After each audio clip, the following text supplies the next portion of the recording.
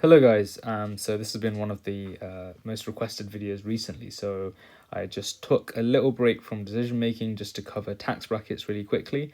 A lot of people were saying about quantitative reasoning. I'm going to have a video out hopefully soon. I'm not sure exactly when it will be, but it will potentially be after I finish decision making, considering with going over some of my best tips for quantitative reasoning and some of the kind of strategies and shortcuts that I think you should know. But importantly, I thought tax brackets was one thing to cover because this is probably one of the areas where you can actually teach. Okay, so what I mean by that is if you've done enough quantitative reasoning practice, you'll probably see that most of the kind of information is quite simple, right? It's kind of year 7 to year 9 level maths. It's percentages, percentage changes, conversions, it's volume, area. But it's nothing complex. It's volume, area of kind of cubes and rectangles and circles and triangles. It's all things that we're familiar with. Whereas tax brackets is something that may potentially be new. I remember when I was doing the UCAT, this is something I had to learn because I didn't do anything like economics, for example, and my knowledge of the real world was a little bit poor. So yeah, I mean, I probably should have known how tax brackets works, but alas, here we are.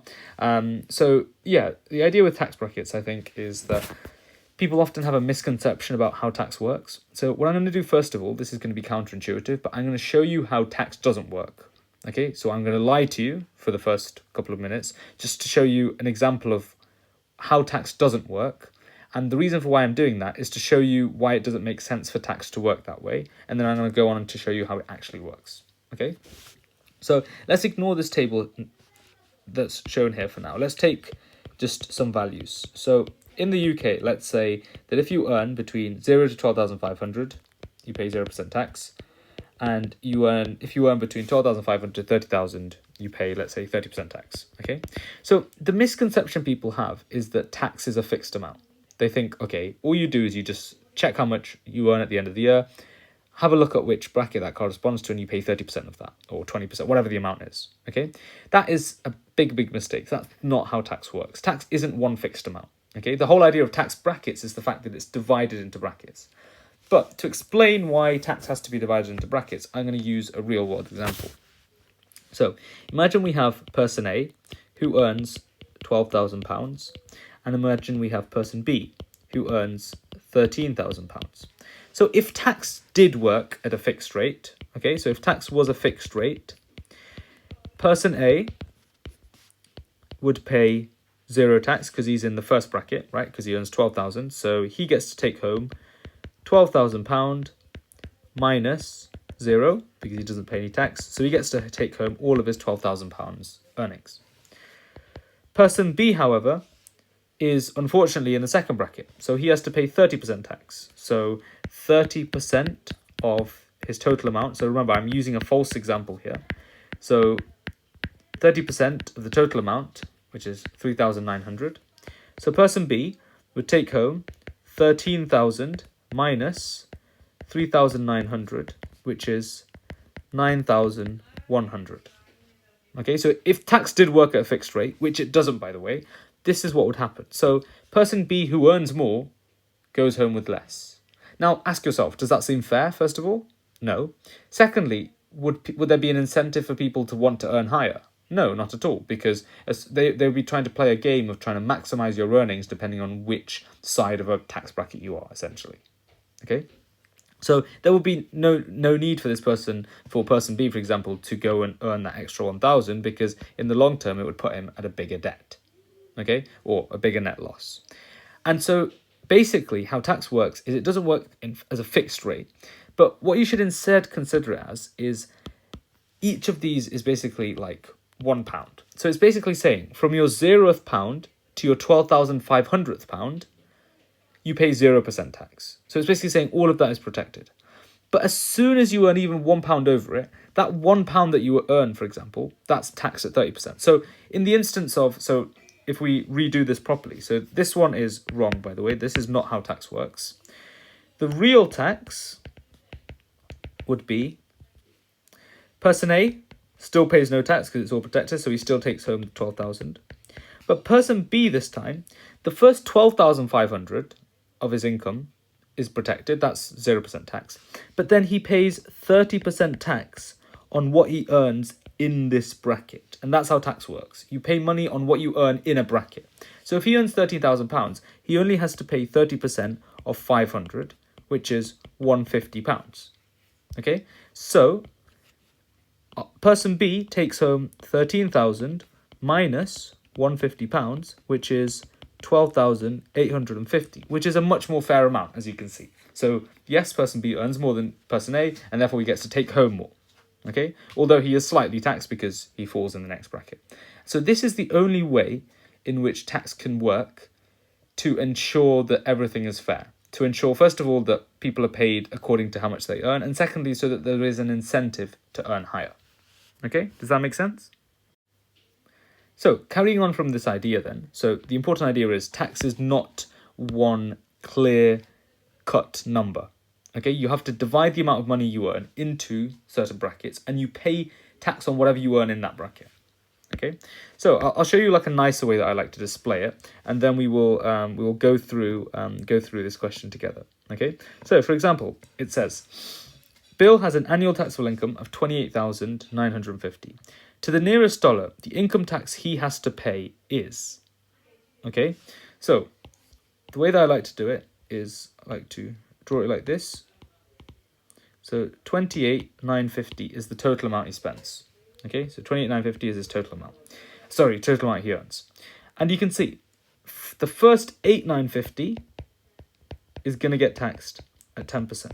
And we know we can do that in our heads, 895. Then from its $8,950th dollar to his $28,950th dollar, so that's $20,000. That gets taxed at 15%, because that's what's in the next bracket. Remember, you get taxed as in what's in that bracket.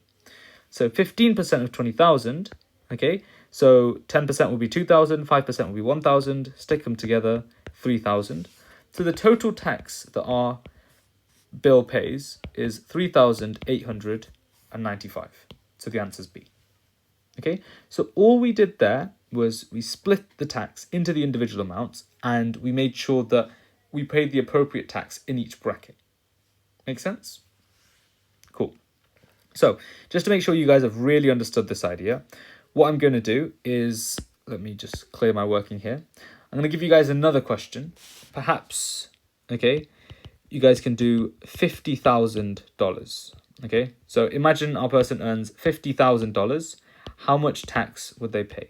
And just as a quick disclaimer, you don't need to know any tax bracket values at all. If you ever need to do a tax question, it will be given to you. Okay, you'll never need to know anything off by heart or anything like that. They'll always give you the table. The other thing as well with tax brackets is there's no guarantee that it comes up. But if it does come up, it's going to be 1/9 of your paper, because there'll be a whole set on it. And obviously QR is 36 questions, so 4 out of 36 is a 9th, right? So it plays a big part. And they're not necessarily too hard to do, but it's just I feel like a lot of people don't know how to do them. Okay, so perhaps you can take a pause now, and you can see if you can do this question. Just as a little hint, you have to divide this into 3 brackets now, because the 50,000 kind of spills over into that 3rd bracket. And just calculate, okay, how many dollars in here do I have to pay tax on? And then, like I said, draw it out methodically with the bar if you want. And then obviously as you get good, you don't need to do the bar and stuff. But I think the bar helps to visualize things. Okay, so yeah, just let me know what you get. And then I will go through it. Okay, so $50,000 in total. The first $8,950 is taxed at 10%.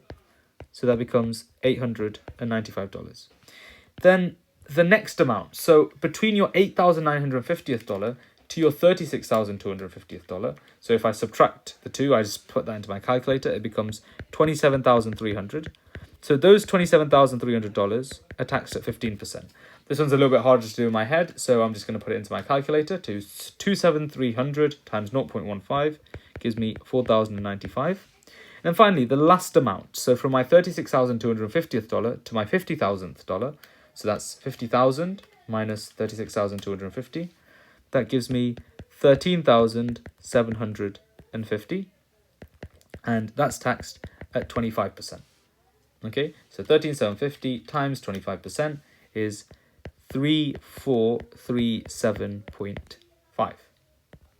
Okay, and so therefore the total tax you would pay if you had an annual taxable income of 50,000 is going to be 895 plus 4095 plus 3,437.5.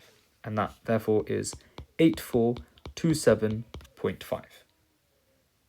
Okay, so there is one little Easter egg in this question. So actually, to solve this 50,000 answer, there is a slightly faster way to do it. Okay, but I'd be intrigued to see if any of you guys have actually spotted this potentially. Okay, and what I'm going to do is I'll release an update video for tax brackets, so it'll be like part 2 where I will go over that. But perhaps you can put in the comments if you found what the slightly faster way to solve and get to this amount might be.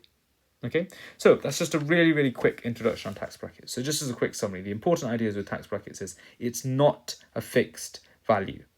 Okay, that's the biggest thing. It's not a fixed value. Divide it into the amounts, divide it into the brackets, and then just calculate the individual taxes, and then we go from there. And like I said, there is a slightly faster way to do this, which isn't necessarily true in all questions, but it is true in this question because of something they've given us. I'm trying to not give too much away, but hopefully you guys can have a go at this. Let me know what you think, and once again, comment it down below, and I will answer some of them if you've got it right. But also, like I said, I will release a video for those of you who may be unsure. Okay, so thank you very much for watching, and once again, I really do want to say I really do appreciate the support, and if you guys do need any kind of extra help or any questions at all, please do message me, and I'm more than happy to get back to you. Okay, thank you very much for watching, and stay tuned for more videos, and once again, please do comment what you would like to see.